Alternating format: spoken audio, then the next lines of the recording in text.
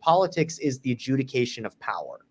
Politics is the peaceful process through which we engage in warfare. So warfare is the violent adjudication of power. And I did a Twitter thread about this once. Warfare is the violent adjudication of power. And as Clausewitz said, politics is warfare, or, warfare is politics by other means. Well, the reverse is just as true. Politics is warfare by other means. Politics is the peaceful adjudication of power. But no matter how power will be adjudicated, either by the sword or by the ballot box or anything in between, it will still be adjudicated. The question is just simply by what process. It's only after the adjudication happens, after that zero-sum question has been solved, that we figure out who's in office, who's calling the shots, that you can then get to solutions. And really, I mean, if you're coming from a more Austrian school, it's actually more trade-offs than solutions. Buy my novel, Escape from the Village, from major booksellers online. Go to escapevillage.com. Subscribe to the Substack. Go to fountainheadforum.substack.com. Support the forum. Go to buymeacoffee.com/fountainheadforum. Thank you. Welcome to the party, pal. This is Fountainhead Forum 212. That's right. We are boiling here. The boiling point of water. It's time to do show 212, and I've got Christian Heiens back. He's part of Nick Freitas' show, Making the Argument. He's a smart guy who's a very well versed in history and philosophy. He might have been a professor someplace if life was normal, but I know he wanted to be one. But he's just a podcaster and has a lot of great insights into a lot of interesting. How are you, Christian? I'm doing well. How about you, Chris? I'm doing all right. Christian, this has been it's amazing how much has happened. It seems like 2024 has just been the longest year of my life. The first thing is I've got to, ask about what do you think's going to happen in November at this point? I mean, I don't want to make any predictions, but Trump is still going to be running. It's, I guess the thing is, what do you make of what happened, back in June with the shooting? A lot happened in June. Yeah. I don't think I have the time to go through everything that took place in June. There's some quotes, right? That decades go by and nothing happens, and then days go by and decades happen. There was quite a lot that took place, right? But I mean, to get to just the basic answer of your question, we're gonna have an election. Somebody's gonna win. And then it goes right back to the meme that people have shared repeatedly, probably since 2020. The whole, hey, friend, I know things are crazy right now, but I just want you to know they're going to get a lot worse. So, that's like the joking response, right? But ultimately what I think is going to happen is that we'll have an election and somebody will win, and things are going to keep flying off the rails and getting crazier with time, in part because, it's like the only way out is through. Nick and I had a discussion today. We recorded a podcast, but right before we turned on the cameras, we were talking about how we should have a discussion between him and I over accelerationism and the debate over that, because there's a debate within the right and the left over tactics related to, well, how do you deal with whatever the problem is? It doesn't matter what the problem is, right? Different groups of people identify different problems, but there's always a camp out there that says basically you have to speed up the process or the crisis or the decline or whatever in order to get through it. And then there's another group that says, no, you have to fight back against it. And I wouldn't necessarily call myself a full-blown accelerationist. I'm not voting for Kamala Harris. I'm on the right. And if I was an accelerationist, I'd be like, we need to elect more Democrats to get through whatever it is that we're getting through. I'm not doing that. But I do think that there's something to be said about how, regardless of who wins, is there really going to be substantial change when it comes to things like monetary policy? Probably not, right? Are there really going to be big changes when it comes to the fiscal direction of the country? Probably not. Are we still going to be living in clown world as, modern day, postmodernism, wokeism, all of that stuff going to continue to accelerate? Probably so. And so, at that point, you're really debating questions on the margin. I've made my choice in terms of what I'm going to do on that front. But in terms of the macro picture, I think that, the trajectory that we're on is going to be one that we're going to continue to be on for quite some time. Yeah. The one thing is, either way, if this election is close, the loser is going to say that it was stolen. Yeah, we're getting to a point now where politics in the United States is turning into, the zero sum game that certain people have warned about in the past, right? Like Republican systems of government can survive a lot of things. Like a good example that I use historically when I talk to Nick is, if you actually think about it, the Weimar Republic survived a lot. It doesn't get a lot of credit because it had a short lifespan and it ended in a very inglorious way, right? But when you think about it, the Weimar Republic should have collapsed in 1923, but it survived another decade. And that's despite the fact that they lost a world war. They had, a huge amount of their industrial resources and population taken away from them in the Treaty of Versailles. And then they went through one of the worst cases of hyperinflation ever in all of recorded history. There was almost no political base that actually wanted to preserve the republic even from the start. There were intense attacks on it from both the left and the right for completely different reasons. Like it should have collapsed in on itself immediately, and yet it survived all the way to 1933. The reason I bring this up is because political systems can survive some incredible things like hyperinflation or political instability, but it cannot survive the onset of a friend-enemy distinction, where it's an I win, you lose. Politics is a zero-sum type of game. The goal is not, seeking what's best for our shared community or country. It's instead, how do I impose my will on you? I mean, the Roman Republic went through something similar, right? For generations, people prioritize things like the Mos Maiorum and, what is in the best interest of Rome, the idea of Rome. And then finally you get to the Gracchi brothers, and it's within a generation, people start settling disputes, not through debates in the Senate floor. They start pulling out daggers and killing each other, literally. And Republican systems can't survive, trends like that. They can't survive a transition from debate and discussion and dialogue to zero-sum mentality. And that's increasingly the direction that we're moving in. And you can say who's to blame. I think the left is to blame far more than the right. I think that what's happened is that the left started using a friend-enemy distinction, and now the right is reacting in kind because they now realize, no, there's no discussion or debate to be had. It's these people have declared us the enemy. Fine, we'll treat them as the enemy. Well, socialism, any form of it, has always been this zero-sum attitude that it's like this attitude. I mean, everybody can be, I think everybody can be richer. I think, but they have this attitude that no, for somebody to be rich, or somebody else has to be poor. And I think that's just, it is, as you said, it is horrible.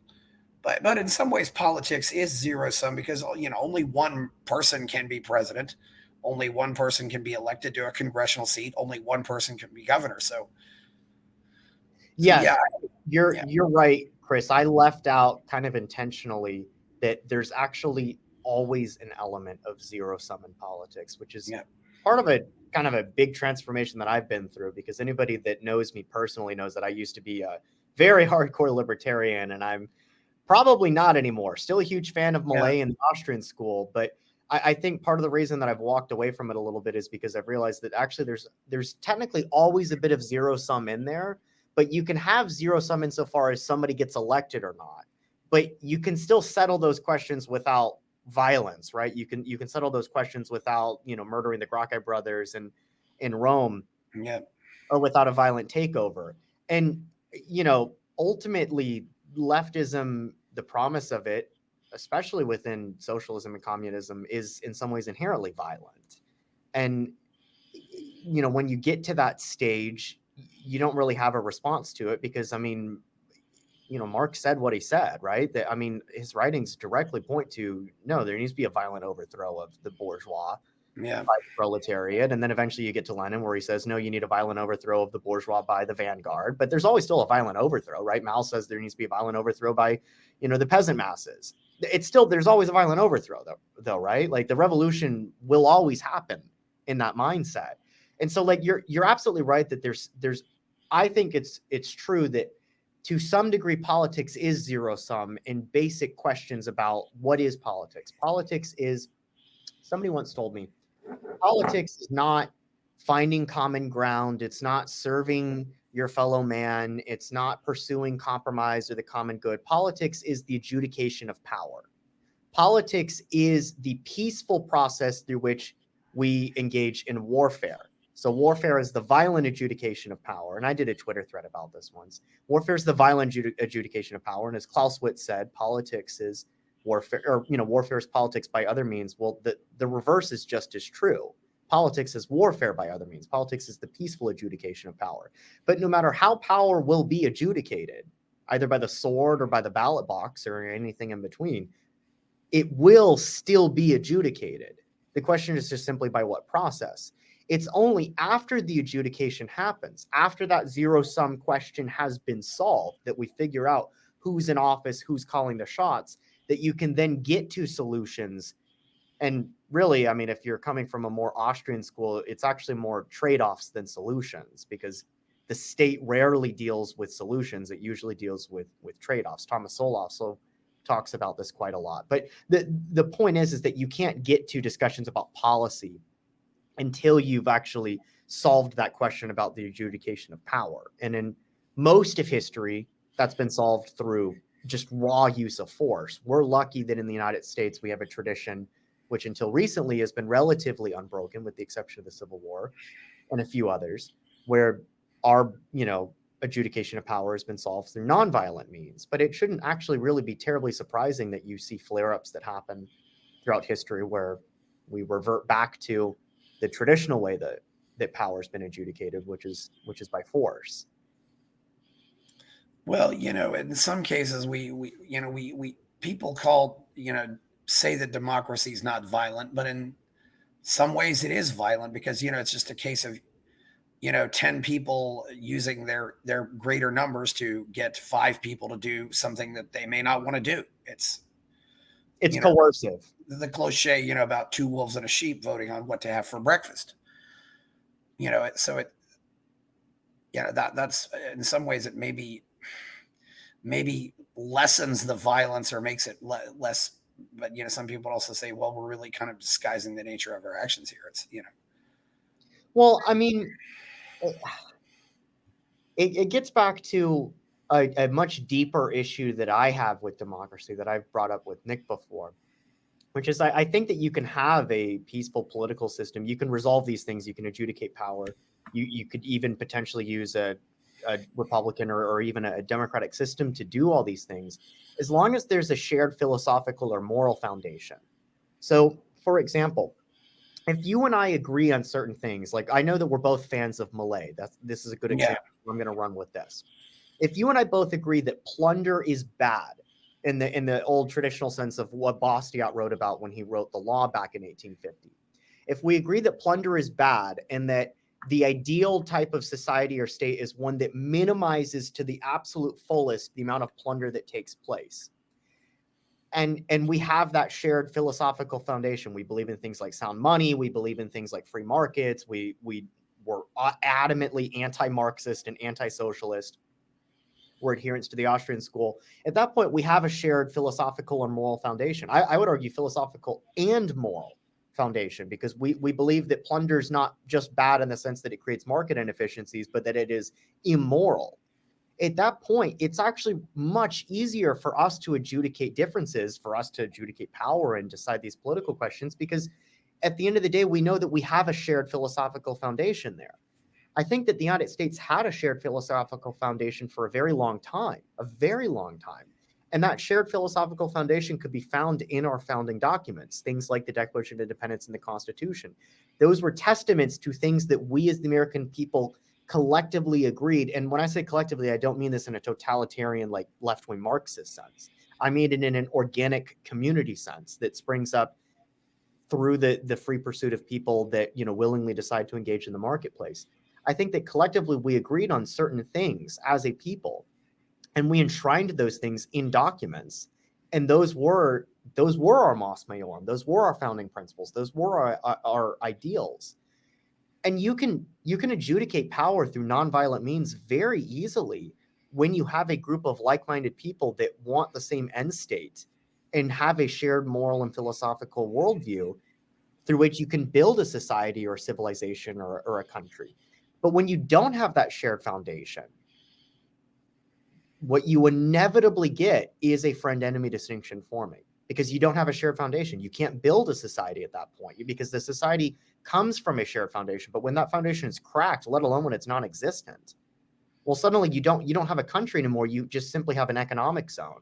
But economic zones might be great insofar as they make you wealthy. I'm a firm believer in free trade, but economic zones do not create a shared sense of belonging or a shared sense of purpose or a shared moral vision or a shared philosophical vision. And the only way that you can enforce those things is through tyrannical means. This is part of the reason that the left said, this is why Tim Walz, the vice presidential candidate for Kamala Harris, says that, well, socialism is just neighborliness. No, it's coercive neighborliness. There's nothing organic about it. There's no organic social bonds that come about through coercive taxation and plunder. You're trying to substitute the dissolving of those social bonds that enable for a civilization or a country to form through tyrannical social bonds imposed by the state. But that's not a suitable substitute for that missing foundation that used to exist. Yeah, I agree.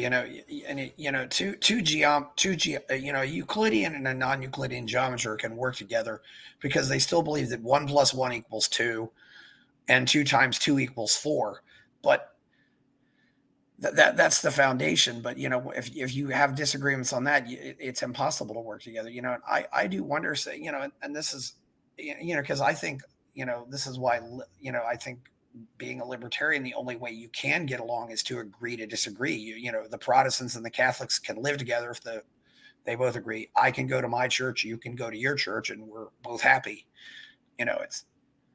But if one, the question is, like, how do you apply the non-aggression principle to somebody that utterly rejects it, as a foundational basis, not and let alone somebody that just conveniently rejects it. It suits them. Like, the analogy that I use all the time to people is, like, you're the merchant in Baghdad and the Mongols are besieging it. How do you explain to them, whoa, this violates the non-aggression principle? They don't care. They have an army with a bunch of swords and catapults, and they're about to storm the walls and execute you and steal all your stuff and burn the city to the ground. You can't reason your way out of that. I think Gandhi's tactics, would work with British prime ministers, but they never would have worked with Genghis Khan or Hitler. Yeah, they would have just shot him, and it would have been over. Yeah, it's like, oh, I will starve myself to death unless the British leave, and then they pull up and leave, and it's like, whoa, that worked. That would have never worked in any society for all of human history until 5 minutes ago. And, like, that's my whole point, that, like, the non-aggression principle, and this is part of the reason why I've backed away from libertarianism over the last few years, not because I reject property rights or individual liberty or free market economics or the Austrian school, but because I don't think that the non-aggression principle is capable of defending itself in the face of somebody or a movement that utterly rejects it. Again, not just simply for convenience sakes, but because they adhere to an ideology that by nature is supposed to be imposed by force. Marxism is supposed to be imposed by force. Socialism is supposed to be imposed by force. And no amount of trying to say live and let live, or please just leave me alone, I just want to be left alone, can convince these people to leave you alone. It goes back to the old quote from Aaron McIntyre, that, like, the side that wants to be left alone will always be defeated by the side that wants to win. There's definitely a lot of truth to that, although you might say that the side that wanted to be left alone won the Revolutionary War, although I guess you could also say too, though, that the American Revolution, we didn't really need to win, we just needed a tie. The British needed to win, and that's when you had to wait out the clock, right? Yeah, it's that is a complicated question. I do want, and it's funny too that part of this issue, especially for the left, is now they've gotten to a point where they redefine coercion or even redefine aggressions, because they always, they've always made it, like leftists are, they're on this part of, what you call the victim triangle, the hero, the perpetrator, and the rescuer. And they, everything for them is about, it's all about victim politics. Who's the victim? How do we rescue the victim? Where do we go? And really, it's one thing I've noticed too is the white anti-racists are a lot worse than the minorities, and the male feminists are the white knights. They're a lot worse than the female feminists. Absolutely. I mean, the left definitely operates on an oppressed oppressor dynamic. And what's interesting, one of the things that you can identify once you catch the pattern is that certain groups can rise and fall based on their political utility for the left's revolution. Nick always tells me, the issue is never the issue is the revolution. This is how you get situations where people that 5 minutes ago were on the left and they were avowed feminists are now saying things like, whoa, the left has gone too far. Well, I mean, J.K. Rowling is actually a good example of this, right? She used to be a huge supporter of the Labor Party. She was objectively on the left. She identified as a social democrat. She was a huge supporter of modern feminism all the way up until transgenderism came along. And now suddenly she's, a reactionary in the left's own eyes. She was on board with them all the way up to a certain point, and now she no longer serves a purpose. Another example that is a little bit older is look at how the left now treats white working class voters in places like Michigan and Pennsylvania and Wisconsin and Ohio. The left 100 years ago held themselves up as the champion of the working man, right? As the whole workers of the world unite. Nowadays, straight white male is not used as a designation for somebody. It's used as an insult by the left towards people. They literally hate these people. The very same type of people that, again, used to work in the steel mills up in the upper Midwest, that used to form the backbone of the Democratic Party.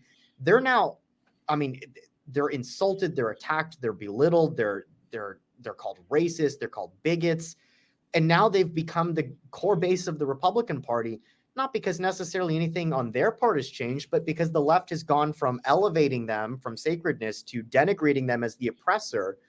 Why? Because they're men and we hate men, and they're white and we hate whites. And they will do it to any group. And the reason why is because you can infinitely salami slice people into smaller and smaller categories, or more niche categories, into oppressor and oppressed dynamics. And what happens is that the same people that were championing the revolution 5 minutes ago will inevitably find themselves ejected by the left-wing revolution. And now they suddenly now form the new vanguard of the right. And so what happens over time is that the right is constantly being pulled to the left, because the right is made up of those who were ejected by the left-wing coalition because they've outlived their usefulness. If you think about the prominent voices on the right today, and some of whom I actually greatly admire in some respects, though, almost every single one of them were former Democrats or former liberals or former leftists. Again, even some that I greatly admire. Jordan Peterson used to be a socialist, right? He used to work for the Socialist Party in Canada, the NDP. Elon Musk used to be a Democrat, used to be a very prominent Democrat, endorsed and supported Obama and donated to him. Donald Trump used to be a Democrat. Tulsi Gabbard used to be a Democrat. James Lindsay used to be on the left until very recently. Carl Benjamin used to identify as a liberal until very recently. Like, I could keep listing people. And out of that list of people, there's every single one of them, there's something that I like about them. There's other things that I disagree with them on, like with any group of people, and some I like more than others. But the point is that by and large, the right as a whole, as an intellectual apparatus, the right is largely made up of people that were former leftists or former liberals or former Democrats of some sort, who were on board with the left-wing revolution until it got to some sort of red line for them.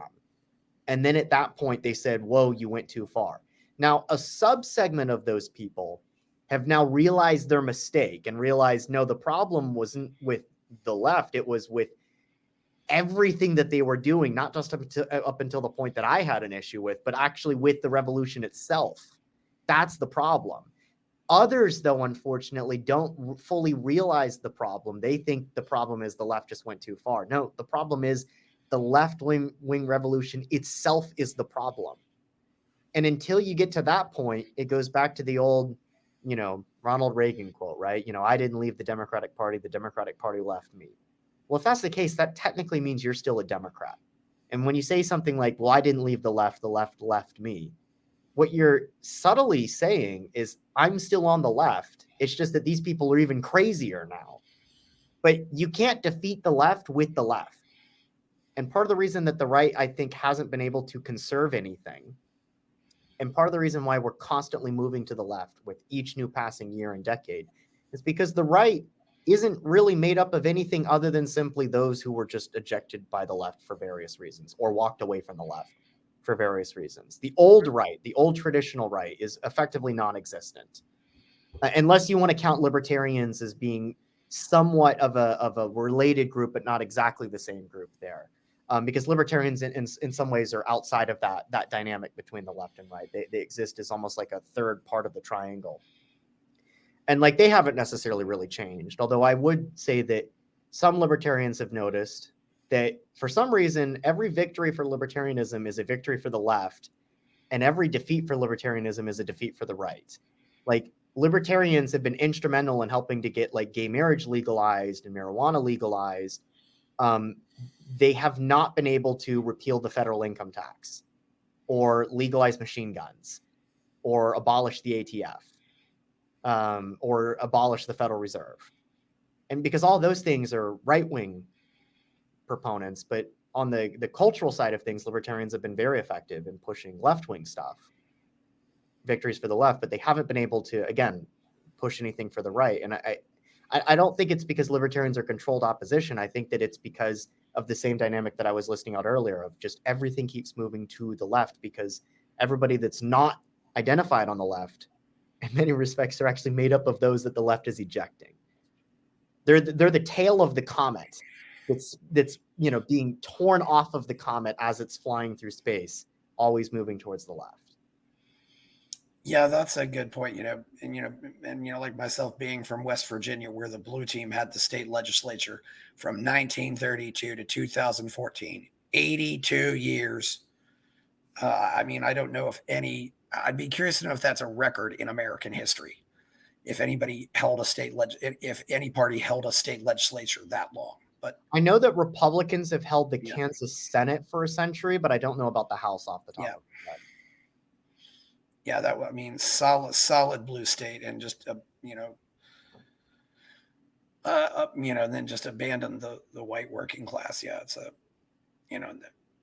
Yeah, I mean they did it to the South as well too, right? Mm-hmm. Southern Democrats used to be a loyal voting bloc, and now they're all maligned as racist bigots. And now they're doing the same exact thing to the white working class in the Midwest. And obviously West Virginia kind of sits in a gray zone between Southern and Northeast or Rust Belt, depending on where you are. I'd certainly say like the Panhandle, the parts close to Pennsylvania, or Pittsburgh and stuff like that. It has a lot more in common with the Rust Belt, right? But very much so, yeah. Which is where I'm from, so yeah. It's just insane how things like that happen, and you end up seeing a situation where they think nothing of it. They just use and discard people, whole identity groups, and if you're not an identitarian, especially if you're a libertarian and you reject identity groups altogether, you look at this and you're like, how do these people go through this cognitive dissonance? To them, it's not cognitive dissonance.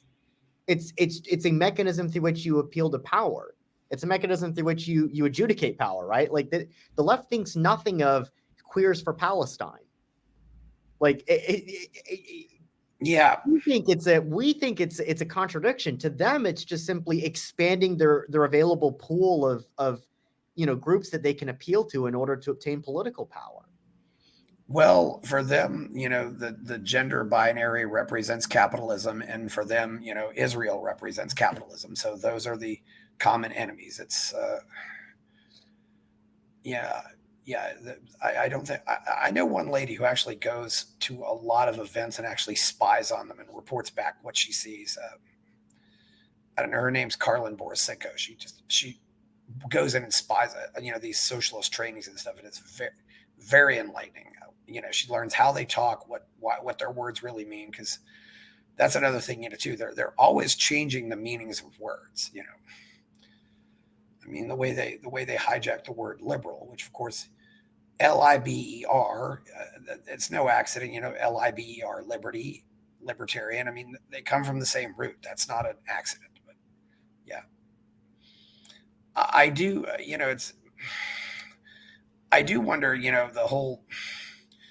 Some people say, the whole thing was done that they just kind of were lazy on purpose with Trump. I don't know. They could have just been lazy because they were lazy, but and I think some people are even saying, this was actually kind of a blessing for Trump's campaign that it happened. I don't know what you think about that, or if you want to go down You there. mean the assassination attempt, or the shooting attempt?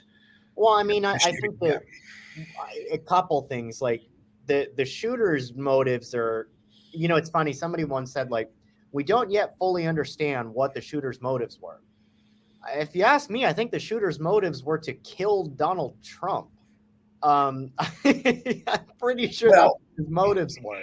Now, I get what they mean about deeper ideological reasons. I do think that, there's a lot of controversy. Oh, he was a registered Republican, or oh, he donated to Act Blue. I think that in some ways that we're kind of like missing the forest for the trees when we dig into that. Like, at the end of the day, the shooter was motivated to kill him. Right? It is abundantly obvious that he tried to murder the former president. Now, in terms of like laziness or something like that, I think that what more than likely happened is that, let's be honest, the left has said repeatedly that, Donald Trump is the second reincarnation of Hitler. He's a fascist. He's a dictator, all of this type of stuff. Like, they've used very extreme hyperbolic rhetoric, and then somebody takes a shot at him, and then it's oh, well, we don't hold any sort of responsibility for this. In fact, we wish Hitler well. Like, there were all these Democrats that were, coming out immediately after the assassination attempt, and were like, well, I'm glad that the shooter missed. Really? Because 5 minutes ago, you were saying he was Hitler. He was a fascist. He was a dictator. You were implying all these things, that we must stop him at all costs. And now that somebody tries to kill him, your response is, well, I wish him well. Something doesn't really click there. He's either a fascist dictator, or you're lying, right, about how you're feeling in this moment, simply because it politically might not suit you to say what you really want to be saying. So I think that one could argue that it might have helped Trump in terms of like the sympathy vote, but let's be honest, there were a lot of people on the left that were going out there saying things like, I wish the shooter hadn't missed, right? And there were even some instances where, like Libs of TikTok, was the Twitter account that was going out there exposing some of these people saying this stuff shortly after the event. I think that we're at a point right now where political polarization is such that the type of benefit that Trump will get from it is kind of minuscule, right? Maybe so. So, I mean, what it probably was a lone wolf attack conducted by somebody that is obviously mentally unwell, that kind of wanted to go out on a blaze of glory or whatever, and had delusions of, I'm going to take out, the former president and potential future president. And I think that there's something to be said about being radicalized by some of the rhetoric that's being thrown about Trump himself, and all those things coming together to result in this attack. And, here we are, a month later, and it is what it is. I will say this. I would not be surprised if that will not be the last attempt that somebody makes on his life. Not because I want to see it happen, obviously I don't, but because it's not as if the left has stopped using the type of, existential hyperbolic rhetoric about this guy. Yeah. I would not at all be surprised if there's another attempt on his life. The thing that gets me, too, is that, how this guy was able to get up on top of a building and all that stuff. It just seems like it's insane. Insane that the Secret Service would allow something like that to take place. I mean, he was just inches away from being hit, and potentially inches away from being killed. But, I'll admit, my libertarian sensibilities just say, why do any of these guys need? We should just let them. Anything goes. That's the way it was up until 1900. Well, like, I mean, they used to say that, like, Jefferson would answer the White House door if you knocked on it, because the government was so small back in the day that somebody could just walk up to the White House and have a conversation with the president. The problem that we've got now is the federal government is a leviathan, right? It's a beast. There's more people that work for the federal government today than there were Americans at the founding of our country. I mean, think about it. There's millions of federal employees, and that doesn't even count contractors, right? So, like, of course you're going to have this like massive security apparatus, and you're going to have, layers of agencies and bureaus and units, and the Secret Service is just one element, right? You have the whole entire Yeah. Department of Justice. You have the FBI, you have the CIA, you have the ATF, you have all sorts of agencies and departments that are tasked with basically being, security apparatus for the state, in part because the state is so massive.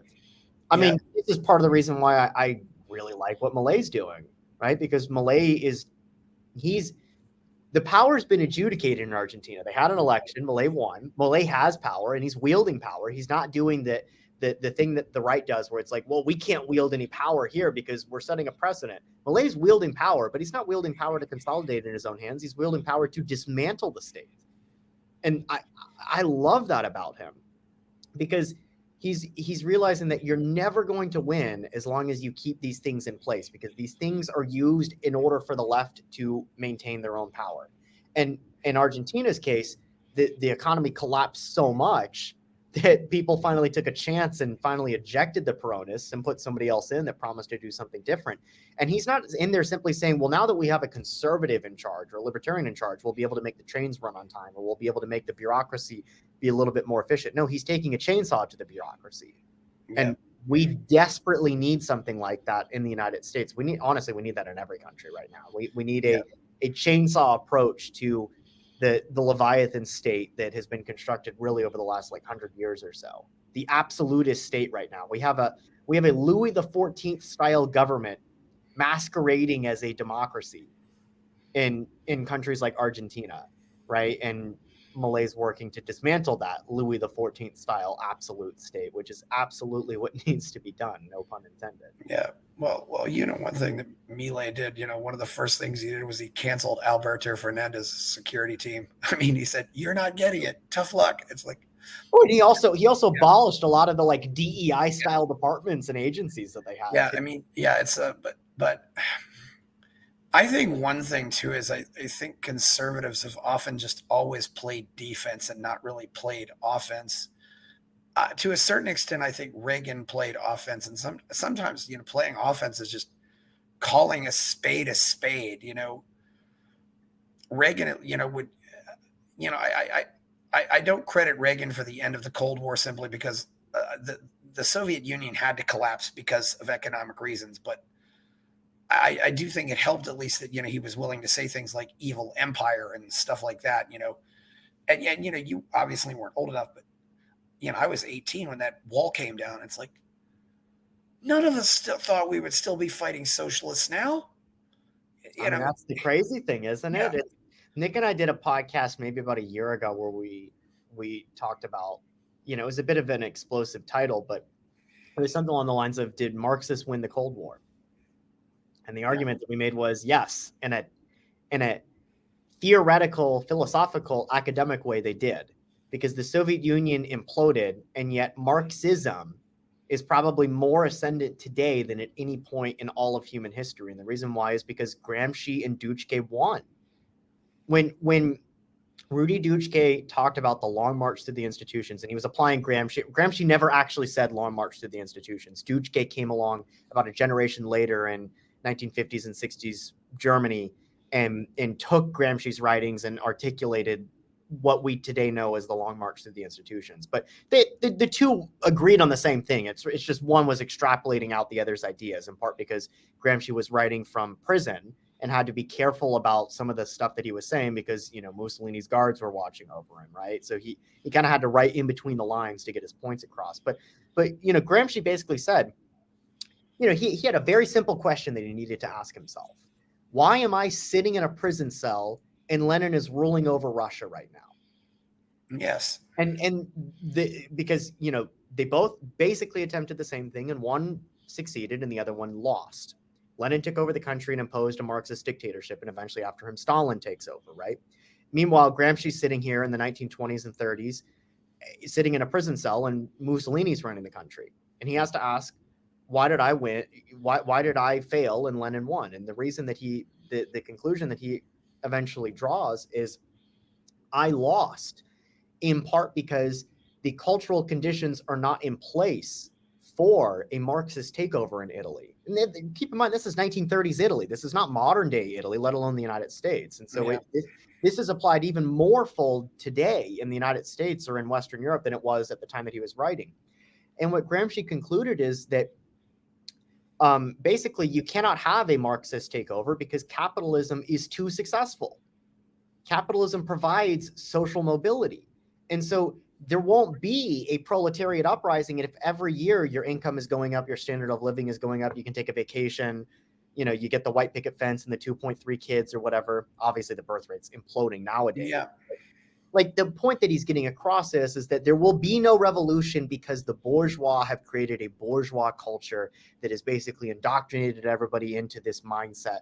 And so therefore, the only way that we can get a Marxist takeover is if we have a Marxist counter hegemony. There needs to be a vanguard of the cultural elites that will re-indoctrinate the masses and the public into believing these type of things. This is where you get cultural Marxism from. Yeah. And he's absolutely right. That is the type of Marxism that we're dealing with. We're not dealing with a type of Marxism where the workers of the world are overthrowing. The workers of the world are revolting against the Marxists right now. The working class are on the right. We were just talking about this like 20 minutes ago, right? Like the left have ejected the white working class in Ohio and Pennsylvania, Michigan. They hate those people because they're evil white men. And they view white men as being the epitome, the embodiment of everything that is evil in this world. And so you're not seeing a Marxist revolution in the sense that the workers of Michigan are rising up and taking over the means of production and imposing, Leninism on society or Maoism on society. No, you're seeing a type of Marxism that is cultural Marxism. It's more in the Gramsci sense, not the Marx sense, not the Lenin sense, not the Mao sense. Yeah. That type of Marxism has utterly taken over most of the culture. This is why you have an oppressed-oppressor dynamic on everything. It doesn't matter what the issue is. Again, this is why you get Queers for Palestine. Yeah. Because Gramsci and Juchke won in the end. We're living in their world that they created. I just don't think that they fully, I don't think that they ever were able to fully articulate how the train stops, because the train hasn't stopped. It's just flying off the rails. There's no KGB agent on board to purge the useful idiots after they've served their purpose and actually bring the train to a stop, and the stop being obviously a totalitarian police state, right? We don't have that, in part because the Soviet Union imploded in on itself. So all the active measures that Bezmenov was warning about 40 years ago, again, there's no KGB agents to pull a coup and exterminate these people once they've served their purpose and line them up against a wall like you normally see in Marxist states after the useful idiots serve their purpose. And instead, the useful idiots are still in charge of the train. This is what we call clown world. Yeah. The thing I'm trying to, I don't know if I'll ever forget, is why did the college professors do this? What, is there something that attracts this kind of personality? Because it seems like to me there's. Yeah, I mean, one could argue that universities were kind of inclined to fall victim to this ideology first more than anywhere else. Mm-hmm. Now the joke could be, those who do, those who don't teach. So now that's a bit of the half joking response to why this has happened. I think the other thing though is that universities by and large are tasked with dealing with the theoretical, not the practical. Now in some cases there's legitimate use for that, like exploring horizons and asking questions and probing a little bit further and tinkering and again, it's almost like the traditional postmodernists, even though that's a bit of a oxymoron there, but I mean like the old school French postmodernists of the 1960s that are asking questions. All that they're doing is asking questions, which itself is a bit of an issue because they can never provide a solution. They can only critique, which is an issue that I have with big issue I have with postmodernism. But there's something to be said about the utilitarian purpose of asking questions. Now, the problem is that universities, by and large, great, ask questions all day long, but you don't pay any price for asking questions that can lead to bodies piling up in the millions, right? Because universities don't have to pay a price for proposing ideas or philosophies that are catastrophically self-destructive, because they're just dealing with the world of the theoretical and the philosophical.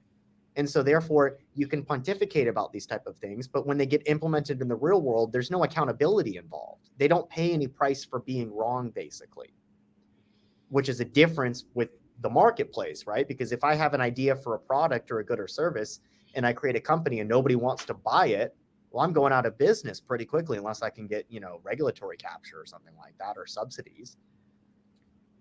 Well, you could say that they pay a price for being wrong, because if you destroy civilization, you're going to destroy the colleges. I mean, I remember a guy from Venezuela showed me this picture about how the communists had ransacked this library. And I said, well, yeah, and I said, well, yeah, it was a college library. I said, well, yeah, well, who promoted socialism in Venezuela in the first place? It was probably the colleges, so. Yeah, they'll always be the last ones eaten, though, right? The last ones Yeah. lined up. You're absolutely right, which is that they do eventually pay a price for being wrong, and the price is the sacrifice of civilization itself. The price is Venezuela or Zimbabwe, just the complete implosion of society, and they will be victimized just like anybody else. It goes back to, like, in the 1930s during the Asturias uprising in 1934. When the Marxists tried to literally overthrow, that people leave this out, before the Spanish Civil War, there was an attempted Marxist uprising that was brutally put down, but not before they took over the whole province of Asturias and killed thousands of people and proclaimed a socialist state. And the Marxists burned down the universities that they managed to take a hold of because they called them bourgeois institutions. These were the same universities that were pumping out Marxists right before they burned them to the ground. So it gets back to your point that, like, they do pay a price for being wrong.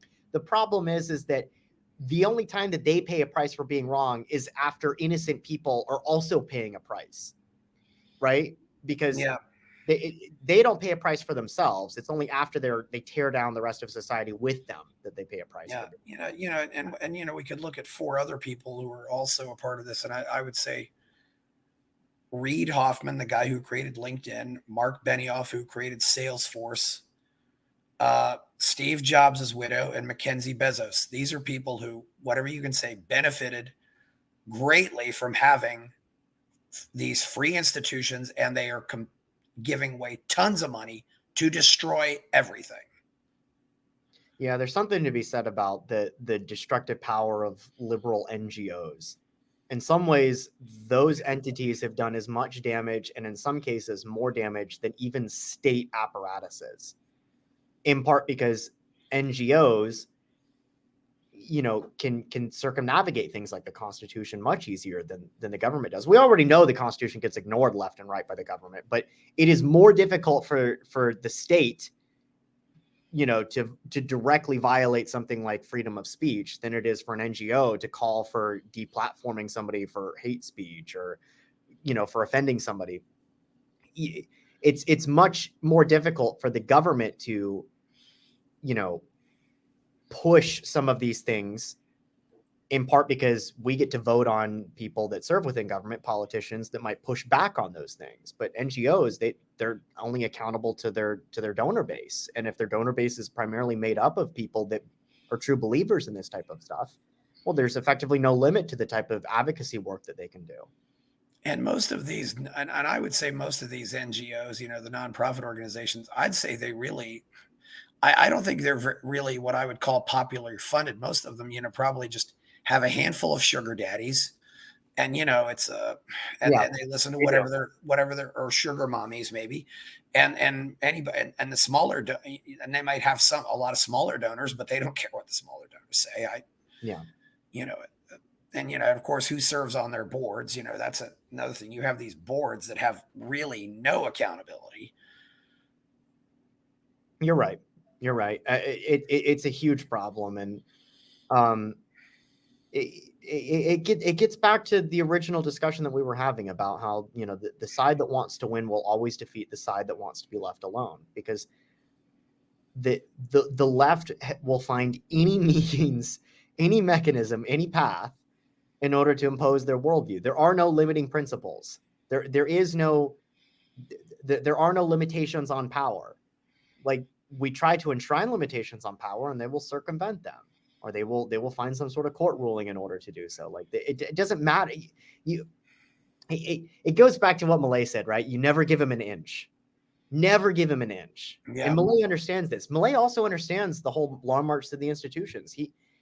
I've seen interviews from him where he talks about Gramsci, which is, it's really eye-opening that there's a political leader that understands the deeper philosophy at play here, because we're talking about individuals that, you know, they've done incredible damage through their work. They're incredibly important for the wrong reasons, and yet they're not necessarily super well known. Like, to the layman, when they think about Marxism, it basically begins and ends with Marx. Maybe Lenin or Stalin will come up sometimes, but the layman doesn't know who Gramsci is. But Millay does, and Millay understands that the danger that lies with cultural Marxism and the impact that it can have once it seeps its way into institutions in and out of government. And like I said, that's we really need more guys like him in positions of power and authority. I think certainly in my country, but unfortunately, apparently you can't get somebody like that unless you have 200% inflation and 40% poverty rates, and people become so desperate that they elect somebody like him. Yeah. Well, also, going back to the 70s, and maybe even the late 60s, as soon as Castro consolidated power, he immediately started, starting to stir up trouble in the other Spanish-speaking countries in South America. I think he was, things like the Shining Path in Peru, various communist parties in other countries. So, he was active in Bolivia. I mean, Che Guevara was, I believe, killed in Bolivia. Yeah. And there's even, Che was just like, he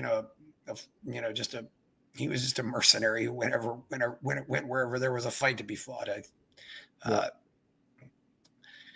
Fascinating life, even if you hate him. But whether it be the Shining Path or the Sao Paulo Forum is also a group to be aware of, their unity. And some people have noticed also there were the Chilean protests in 2019 and the Antifa protests in 2020. Some of my friends observed that the symbolism was the same. They were using the same symbols. So, and certainly, Castro helped Maduro and Chavez in Venezuela. So that's another part of the long march for the institutions. And I don't know, I do think Milei is the thing about, as I said earlier, Milei is an educator disguised as a demagogue. I think he's actually teaching people, and when they may not necessarily want to be taught, but they're learning these things. He's got the youth too. I mean, under 30. They're the demographic that literally elected him. Yeah, I mean, the socialists lowered the voting age to 16 because they thought it would benefit him. And he went out and got it. And that's something I hear, it's sad but true. That's something I hear from a lot of conservatives and a lot of libertarians. Well, don't bother with the young voters. They'll immediately say stuff like that. And, and Milei proved them wrong. It's just, it's almost a miracle in some ways what he's done. It really is. Which is why I look forward to seeing, what else he ends up doing over the next couple of years. I'm hoping that this is just the beginning and that there's a lot more stuff at play, because if he succeeds, what that shows us is that there is a path through which we can adjudicate power in a way that is beneficial to the ideals of individual liberty and the Austrian school and all of that type of stuff. If he fails, that's a real big black pill at that point, right? Yeah. It implies that the system's just going to implode in on itself because there's no way to stop it. Well, he still doesn't have, a lot. He still has a somewhat hostile legislature. I don't know if he might get more of that. Recently the Senate voted to raise their pay, and he's been exploiting that. And that's something that's always very unpopular when the legislators give themselves a raise. I mean, it's, but so it's going to be very interesting. But, people said to me, people have said he's already won. It's, I don't think he's won yet. Yeah. But they say he's already won in changing the way people think and talk. I hope it, but there's a lot of work to be done here. And he's had to make some compromises.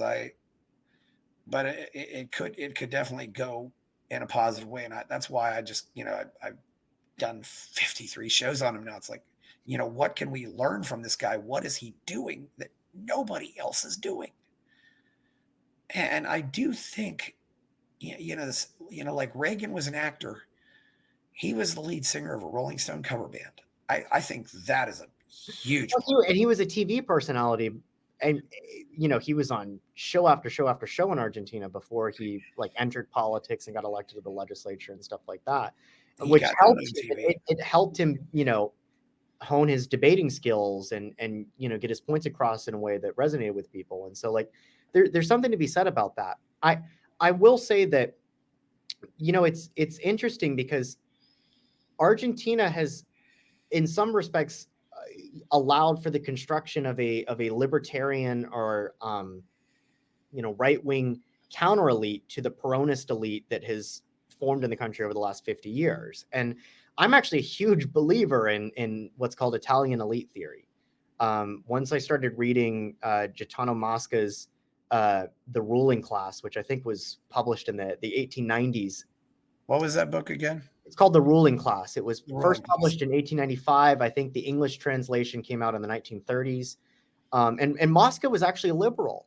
Mosca was a classical liberal. He was not pro-democracy. He was not a Democrat, but he was not an authoritarian. He believed that you will always have a ruling class in a society, but that doesn't mean that the ruling class does not do things to the benefit of people's individual liberties. Like a good example that Mosca would have pointed to. If he was here today and you were interviewing him and you asked him what's a good example of a ruling elite that defended people's rights and liberties, he would probably have said the founding fathers of the United States. And Mosca's point is that political change actually comes from the top down, not the bottom up. Now, not entirely. If the elites are sitting there on their couch twiddling their thumbs, pontificating about intellectual pursuits, and they're not actually doing anything, then of course you're not going to get change, because they need to be able to move people into position in order to actually bring about that change. But the direction of that comes from elites is his point. And so when he wrote The Ruling Class, what he's getting across, he's articulating again what's known as Italian elite theory, that political change comes from the top down, not the bottom up. But every now and then you can get what's called a counter elite that gets formed that wants to basically supplant the ruling elite for a variety of reasons. The Marxist reason could simply be, we just want to replace the ruling elite because we're envious and we just want to overthrow them and kill them and take their stuff. It's just pure envy, pure greed at the end of the day. That is what Marxism is. It's just we hate the bourgeois, we hate the owners of the means of production. We want to kill them and take it for ourselves. And which is why you get situations where it's like Stalin takes power and then he goes and he visits his mother in her final years and he tells her, I have more power than the Tsar had. But you can also get counter elites that emerge and they want to overthrow the ruling elite, not necessarily just because they want to become the ruling elite, although that there's a component of that, but because they have existential philosophical issues with how the elite are running their country. So again, the good historical example that I would point to is the founding fathers forming our country. They had very deep existential debates with the ruling elite of the British Crown. They thought that the British Crown were violating their liberties as Englishmen, and they wanted to re-enshrine those liberties. And eventually you ended up getting the American Revolution and the founding of the United States as a result of that. And so Mosca's point is that counter elites can form for different reasons. But once a counter elite forms, then things get kind of interesting, because then you get interplay and debate between the ruling elite and the counter elite, and you find out who ends up winning out. Sometimes the ruling elite will try to co-opt the counter elite. They'll basically try to bribe them off or incorporate them in. Other times they'll fight it out. The worst case examples will be things like civil wars. But sometimes the counter elite are able to outmaneuver and overthrow the ruling elite, in part because the ruling elite kind of loses faith in their own ability to continue running the show. A very famous example of this is the revolutions that take place in a lot of the communist bloc states at the very end of the 1980s, where you had a counter elite formed. You could argue that it was like Solidarity in Poland that topples the Communist Party over there. Yeah, like Walesa. Yeah, and you get the same thing in all of these Eastern Bloc countries. So like elite theory is just interesting because it it runs so contrary to our preconceived notions of how politics works, that we think politics is about populism and mass movements, and those things are useful tools for an elite in order to obtain power and overthrow an existing elite. And a very negative manifestation of that is like the vanguard that Lenin leads to topple the newly established Russian Republic that itself toppled the Tsar just a few months earlier. Or another example is the vanguard, so to speak, that Mao establishes, where he uses the peasants, he uses, the ones that are working in the fields in China to overthrow Chiang Kai-shek's nationalist government. And so, like, elites use these populist movements. And then because we see the actions of the people or the masses that bring about this change, we think that the change is coming from the bottom up. But in reality, it's actually coming from the top down, and not even in a conspiratorial sense. I mean this in a leadership sense. And so, like, it's just, it's an interesting way of looking at the world, because it's a morally neutral way of looking at the world, because elites can be very bad or they could be good. It depends on their moral and philosophical worldview. I would argue that our founding fathers are an example of a very positive elite that give birth to what I think is a very great country. Yeah, I think we had a positive elite. I think England had its own positive elite for a long time, although it's just completely falling apart. It's falling apart now. You know, they have a very negative elite that hates their own country at this point. And it's funny too. And what people don't realize is, as horrible a mass murderer as Mao was, Chiang wasn't much better. Chiang was the fourth highest mass murderer in the, as far as number of deaths in the 20th century. I mean, after Stalin and Hitler, it's, so they. I do. Yeah, the thing about elites, I've always found the way that Hitler took power in Germany to be interesting, because, and I did read The Rise and Fall of the Third Reich many years ago. The way he just, got into power and then figured out ways to, take over, and he already kind of created his own state when he, the Nazi Party kind of took over and became the government. It was so. It's in some ways, what the Nazis did was they applied Lenin's conception of dual power. Yeah. Except Lenin was actually, I believe, critical of dual power, whereas Mao was actually quite favorable to the concept of dual power. Well, the Nazis kind of did the same thing. They constructed their own mechanisms, their own institutions, even before they'd taken power. And then the second that they're elected, they had a process called synchronization, where they fused everything together almost overnight. This is how you got a situation where it was like Hitler became chancellor, you had the Reichstag fire decree, you had the Enabling Act, and it was like within 6 months, certainly a year, that first year. But by the end of 1933, everything had been, and I don't know that there's a full-blown German word for it, right? But everything became synchronized. Everything became fused with the party. And it was like almost overnight that this took place.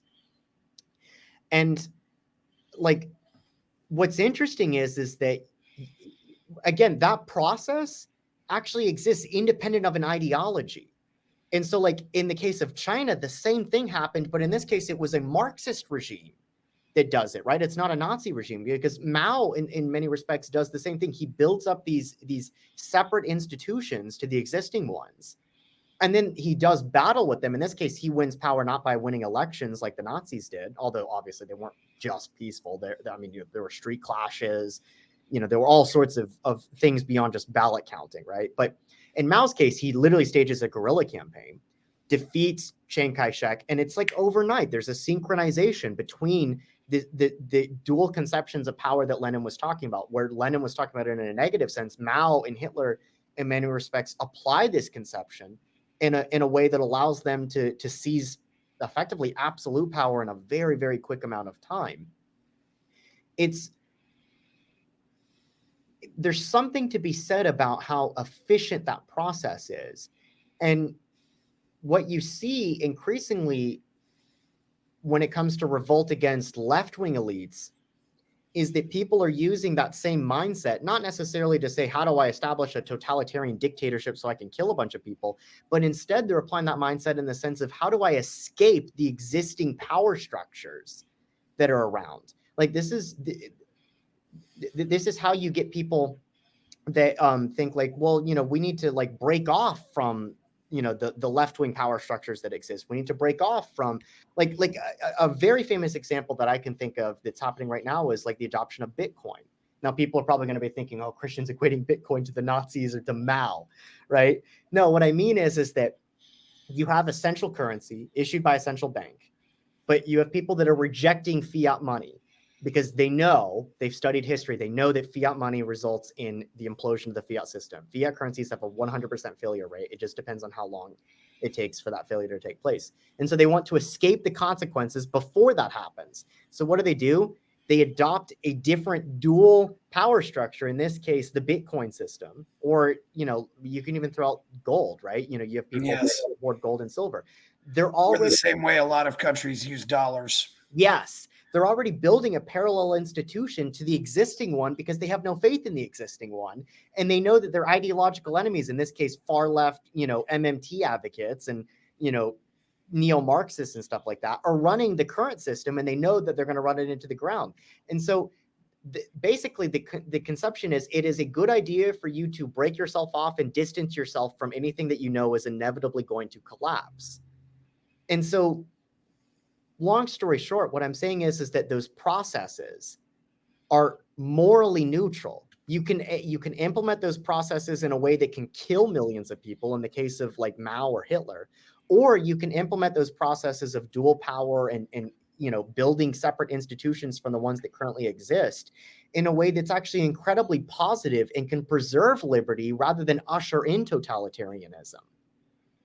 And so if you're living in a society that's increasingly authoritarian or increasingly totalitarian, you can apply that process in a way that breaks yourself off from the totalitarianism. Whereas these two individuals applied that process in a way that ushered in totalitarianism. Does that make sense? So like it's morally neutral. The question is, to what ends are you going to be building counter institutions? True. Yeah. Some people have been talking about what's been referred to as the PayPal mafia. Have you heard about that? Yeah. That's like Peter Thiel, Vivek, maybe they might even say Musk is a part of it, and some of these people might be trying to create this counter elite. I don't know. What do you think about that, and what do you think they might do? Well, I mean, Peter Thiel has definitely, I don't know if he's read Mosca, right? But like Peter Thiel definitely believes in elite theory. He might not have like literally read The Ruling Class, but he definitely believes in elite theory. There's an element of the Silicon Valley folks, because there's obviously a huge element that's just like, full-blown blue-haired, wokeist, pronouns in bio, left-wing, they're censoring everything. Like there's obviously an element of Silicon Valley that's like fully on board with cultural Marxism. But there's also an element of Silicon Valley that feels constrained by that and feels like that they should be the elites in so to speak, and they're not. They want to form a counter elite, right? And they're arguably on the right, or at least they're just not on the left. And so like, the Peter Thiel folks, to some degree, the Elon Musk folks, although like I said earlier in your interview with me, Elon Musk used to be on the left and now he's left. The left. And so there's an element there where it's true. The question is to what end? And I think that Thiel it's interesting. He's a blend of the neo-reactionary folks and the libertarian folks. In some ways, I kind of resonate with him quite a lot because I sympathize with he famously gave a speech, I think in like 2009, where he said, "I've come to believe that democracy and freedom are actually antithetical to one another," which is a bit of a controversial take, of course. But I think it's very clear that Thiel is trying to construct these like counter institutions, and he's a member of a forming counter elite that wants to take on the current left-wing elite. Because if there's anything that your audience would probably, if they disagree with me on everything, the one thing that they probably would agree with me on, and everything we've said today, is that we currently have a left-wing ruling elite. We do. And so if you buy into elite theory, the way that you defeat a left-wing ruling elite is you form a right-wing ruling elite to take them on. And that, I think, we're at the beginning stages of seeing transpire. And we'll see where things go from there. Yeah, I wonder how much money he's putting out and giving to candidates, or funding, who he's funding and what he's funding. It's Thiel. Thiel is the kind of guy who could probably do that and hide his tracks. He's definitely a smart guy, and of course, Here's a guy who probably never really felt that comfortable with conservatives just because of the fact that he's gay. It's Yeah, I mean, he obviously he's more of a libertarian than he is a conservative, but he's also motivated heavily by anti-leftism. Yeah. And so like that's that unifying force there. And I think that's why he's trying to build these counter institutions. And, when I say counter institutions, the, people who don't want to be intellectually consistent will think, oh, again, Christians comparing this to Hitler and Mao because of what I said earlier about dual power and synchronization. But like, I do not believe that people that are pushing Bitcoin are secretly Maoists, right? Yeah. Like, I don't think they're secretly that what I'm saying is that the way that you escape left-wing control over our institution, the way that you deal with the long march through the institutions is actually quite simple. You build counter institutions to the ones that the left have taken over. And we're seeing manifestations of this everywhere. The left destroyed Hollywood. So what are the right doing? They're just going around Hollywood now. You don't need to go to Hollywood in order to entertain. You don't need to go to Hollywood in order to make content that people want to watch. You just need a YouTube channel to do that now. Yeah, make their own movies, make their own music. Yeah, that's been going on for a while. It's also true, that I think, Teal's, well, yeah, he's definitely, it'll be very, I do worry sometimes that he's putting a lot of money into surveillance stuff though. So I don't fully trust him on that. I don't know if we're going to have more of a surveillance state, but I certainly hope not. That'll make things worse. We'll see. Getting into conversations, obviously you're not as old as I am, but it was, it's very, I think in some ways, the old left, I've been thinking, a lot about Phil Donahue this week who died. And, this was a guy who really was Twitter Spaces before there were Twitter Spaces. You had this show, and I said, I don't know how do we get back to that kind of conversations in our society? Because we're not having conversations like that anymore. And well, I mean, somebody, I can't remember who it was, but somebody once brought up this concept that people have been talking about called the death of discourse. And I think if you've been following politics or philosophy or any sort of policy, there's been a lot less of that over the last 10 to 15 years. And in part because it gets back to the point that I was bringing up almost at the start of our discussion, that you can have discourse once there's shared values.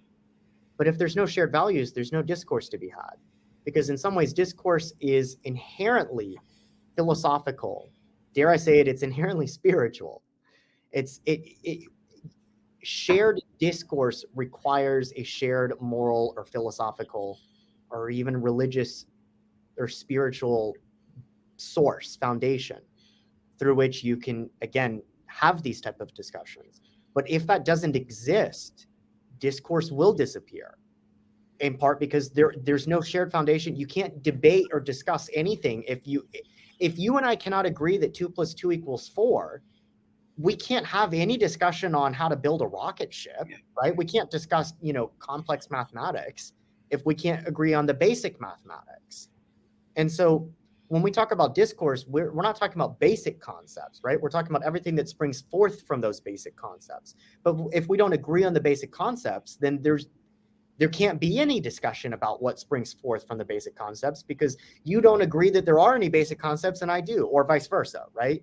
And so like, I think part of the reason that we're seeing the death of discourse is for the same reason that we're seeing the evaporation of that shared moral or philosophical foundation upon which all these other things spring forth. I do wonder sometimes, though, if this is because it's so easy for people now to retreat into their own echo chambers. We have different enclaves and social media and things like that. And some people were predicting this with the growth of the internet, that people would only, listen to what they agreed with and go into their own echo chambers. I mean, you definitely saw niche communities form, which I think there's a positive and negative manifestation of this. So the negative manifestation is the death of discourse, the evaporation of, any sort of debate or discussion. It's all, politics always had a bit of a zero-sum game mentality to it, in the sense that I get elected and you lose, or vice versa. But like, you can still have discussions about policy, but you can't do that now because, again, it's the friend-enemy distinction is starting to take hold on all fronts, which leads to some very, very negative stuff within a liberal democracy or within a Republican system of government or a constitutional system of government. But I mean, just look at what happened to Spain in the 1930s as an example of that, or look at what happened to China in the 1930s or 40s as an example of that. But the positive manifestation of this growing niche echo chamber, whatever you want to call it, is in some ways you're getting intentional communities. Nick talks about this quite a lot. It goes back to the whole counter institutions. I think that's actually a good thing. I think it's a good thing that counter institutions are forming. I think it's a good thing that intentional communities are forming where people of like-minded principles and beliefs are coming together to share their thoughts. Because what that does is it allows for community to be recreated organically. And we desperately need a recreation of community, not through tyrannical force, not through state. Again, the Tim Walz, socialism is neighborliness. No, not through state mandates. Not right. We need a rebirth of community, a rebirth of society through organic processes. And the best way to get that is through the emergence of communities of like-minded people. That's the best way to do it. It's through these intentional communities. It's through it, believe it or not, it's actually through the echo chamber. There's no doubt that there's a negative manifestation of that through growing polarization, the emergence of a friend-enemy distinction, and all of the crises that could potentially unfold as a consequence of that within a constitutional Republican system of government. We know all about that. We're living through that on a day-to-day basis right now in the public sphere. But there's a positive manifestation of that in the emergence of community and society, the reemergence of these things through these organic, intentional communities that are popping up right now. And I think that part of the way that we get to the ideal type of liberty environment that I think somebody like you or I would want to see happen is through fostering those type of communities and allowing them to flourish independent of state coercion, cracking down on them.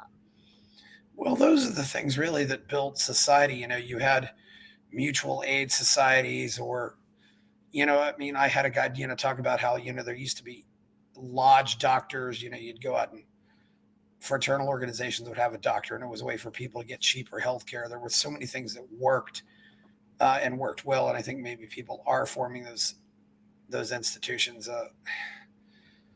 I think one thing that's changed is I don't think the founding fathers would understood why people's interests nowadays are not really determined by their geography that much. I think it always will be to a degree, but I agree with you that like I don't think geography will ever not play a role. Well, the fact that you have congressional districts and stuff like that, I think is kind of absurd. Ideology is what's replaced everything. And this is why you have people that say like, why can't we just have a peaceful split? Well, because it'd be split through neighborhoods, right? We don't have actually red states and blue states. We have red countryside and exurbs and blue cities and increasingly blue suburbs. And even within that, you have divisions because ultimately it gets down to what we have right now is a lack of a shared philosophical foundation. It means that you have divisions with people, not within states. And so the geography split question is it's a much more complicated thing to handle right now. Yeah, how do you think this does compare to the 1850s right now? I think that is one big difference. It's really small town versus big cities. I think the one thing though is I think the small towns kind of win easily because they control the production of the food. They're the auto mechanics. They're most of the people who do the work that really needs to be done. Well, the left is never going to win a straight up confrontation when they're literally bashing masculinity as fascism. Yeah. Right. Like when, attacking masculinity as fascism is a great way to end up with fascism, not with less masculinity. And right now the left is at war with these type of things. Whereas 100 years ago, no, the left could pick a fight and win, right? They lost in Spain, but they won in Russia and they won in China, in part because the left knew how to fight and they didn't trash masculinity, right? The left in some ways believed in it. They believed in the new Soviet man. Well, nowadays, men are evil oppressors, right? They're members of the patriarchy. So, like, there's definitely something to be said about how the left has, in some ways, pigeonholed themselves into constructing a coalition that is quite literally incapable of taking power by force. And I agree. And I'm a lot more confident that I could teach a plumber or a farmer how to program computers than teaching a programmer how to do those things. It's, yeah, You're probably right. As you said, taking power by force. Yes, it doesn't make any sense. They really are just trying to go through this formula of gossiping, shaming, and rallying. And when that stops being effective, I think they're going to lose it pretty quickly. It's. Well, the gossiping, shaming, and rallying only works up to the point that the person that you're gossiping, shaming, and rallying against accepts the moral superiority of the people that are engaging in the tactic against them. There's an article, and I need to send it to you. I will send it to you after we're done talking, because I would love your take on this. Nick and I did a podcast about this, and I think we titled it the personality pandemic. And we talked about like personality disorders within the left, like cluster B and stuff like that. Oh, yes. Really fascinating article that we read off near the end of it. And the article talked about, did the Great Awakening that took place started about a decade ago, did it have an impact on the right? Did it have an impact on conservatives? And the article looked at a host of studies, and they concluded, yes, at first, when the left became aggressively militant in imposing wokeism and attacking conservatives as being evil bigots, racists, sexists, homophobes, etc., transphobes, all that type of stuff. At first, it had a negative impact, when they were ruthlessly imposing cancel culture, when they were shouting them down, when they were, basically saying you are the root of all evil. It was in your face, no apologies, no compromise. We're going to destroy your life. You have to apologize for your whiteness. We need to decolonize you. You need to apologize for your masculinity. You're part of the patriarchy, all this type of stuff, right? At first, conservatives, especially younger men in my age group, when I was in college and right out of college, when I was in my early 20s and this was taking place, it did a number on you to just constantly be told that you were evil, that you were the villain. I'm sitting here and I'm like, I'm 20. I haven't done anything with my life. What do you mean I've constructed some white patriarchy? I don't have any money. I don't have any power. I don't have any influence. You were the ones that are running everything in society. It made you feel terrible about yourself at first. And then you just stopped caring.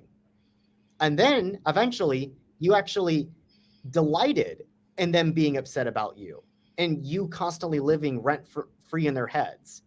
And then some of them actually got to a point where they were trying to basically piss these people off. And this is how you got the emergence of like the dissonant right and stuff like that, where you had the emergence of the right that was like, oh, no, I will be your villain for you because I will be the villain in your story because you're a clown in mine. And what I've noticed is that it has gotten to a point where gossiping, shaming, and rallying increasingly have diminishing returns when the left engages in it. And the reason why is because the right has looked at the left and said, you guys are evil. You are my enemy. I don't care if you gossip about me. I don't care if you shame me. I don't care if you rally against me. Go ahead and do it. You're clowns. You're losers. You're lunatics. I hope that you think I'm your villain, because you're a clown in my story.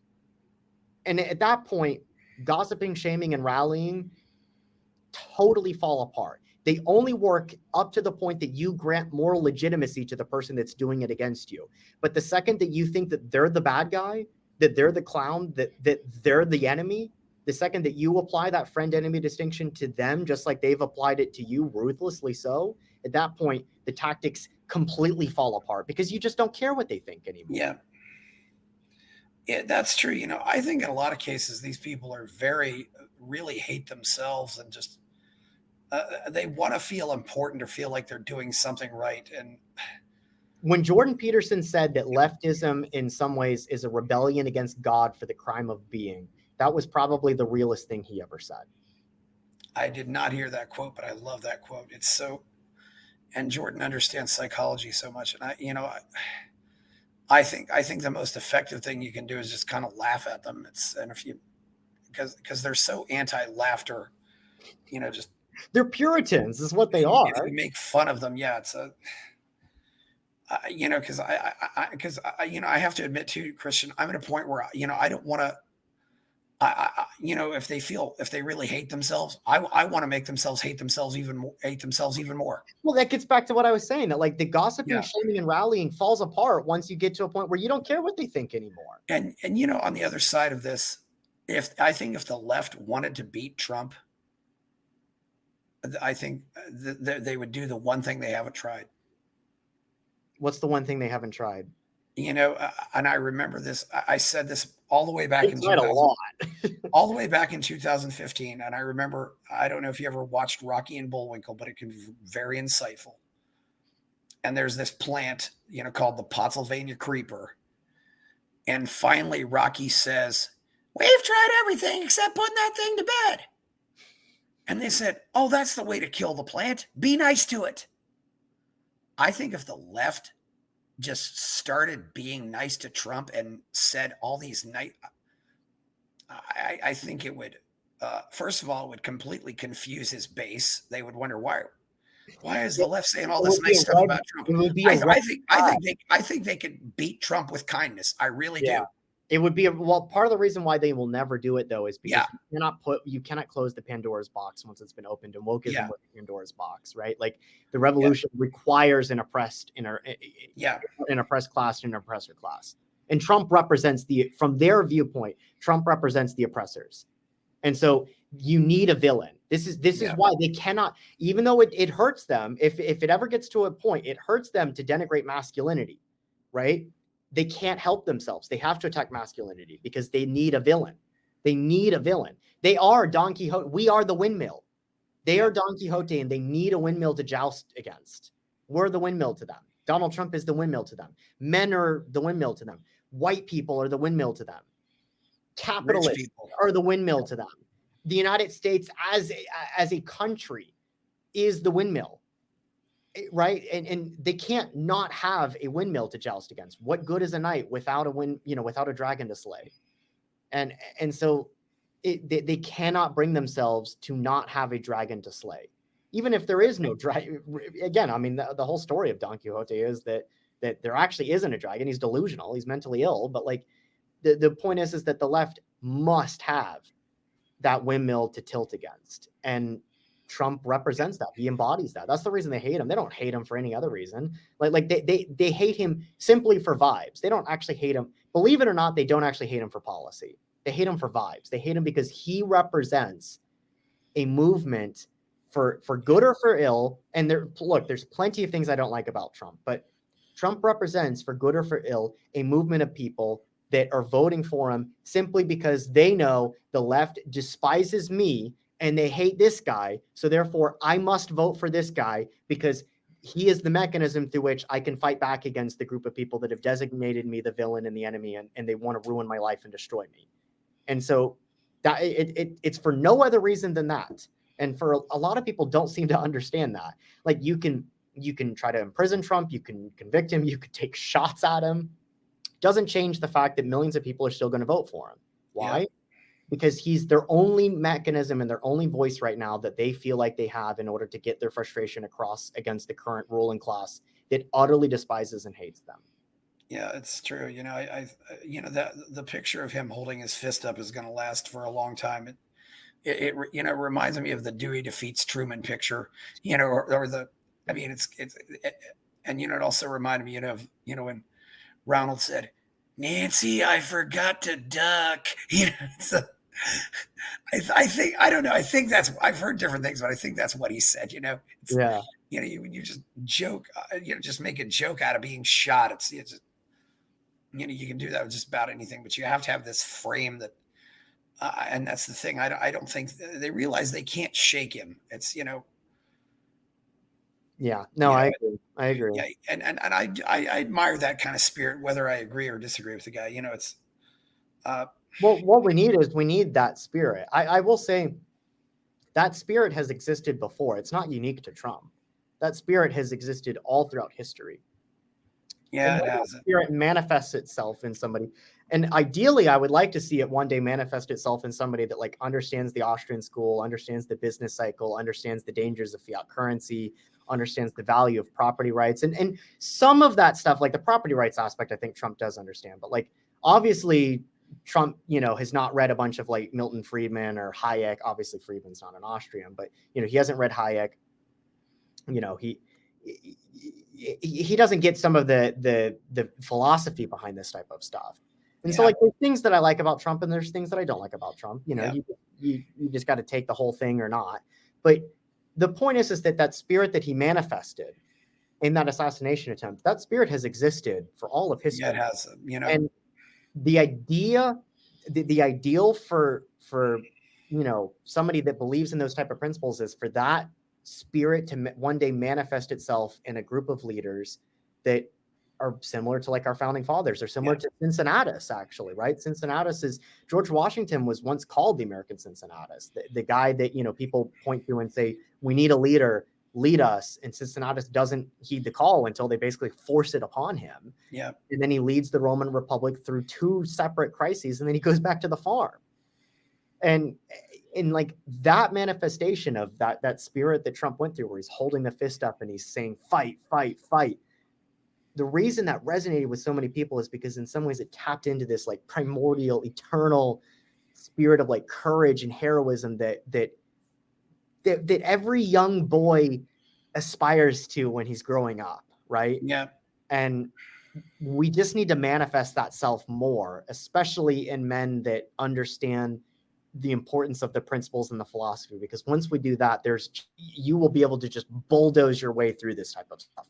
The GSR stuff, the institutional capture, the long march to the institutions, the fiat currency system, the banking system, the Fed, the welfare state, the warfare state, the bureaucracy, the Leviathan, all of that will just melt away once that spirit becomes manifested in people that understand what the problem is, what the solution is, how to fight through it, what principles they're fighting for. At that point, it'll be incredible the amount of positive work that you'll be able to get done in a very short amount of time.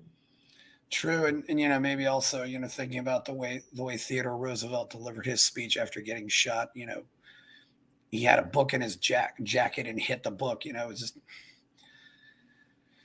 there certainly are some similarities there. I think there's always been that, the guy who gets knocked down and gets up again. I think masculinity will always admire that. Although I still worry about some cultural issues.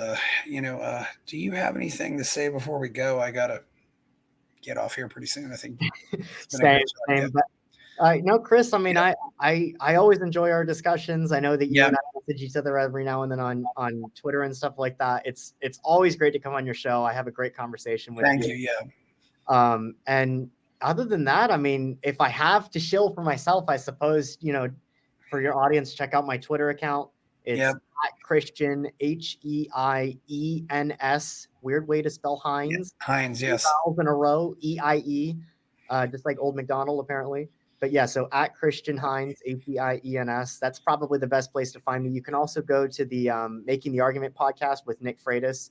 You could just search Nick Freitas on YouTube. Yeah. I'm sure some of your audience members have heard of him before. I'm on pretty much every podcast with him. I'm his co-host on that show. We put out an episode every Tuesday and Thursday. And yeah, other than that, I don't really have anything else to sell or anything like that. So yeah. I just thought I'd mention you. Conversation. Yeah. Your name is interesting because I often know, the name Heiens as in the ketchup. Yeah.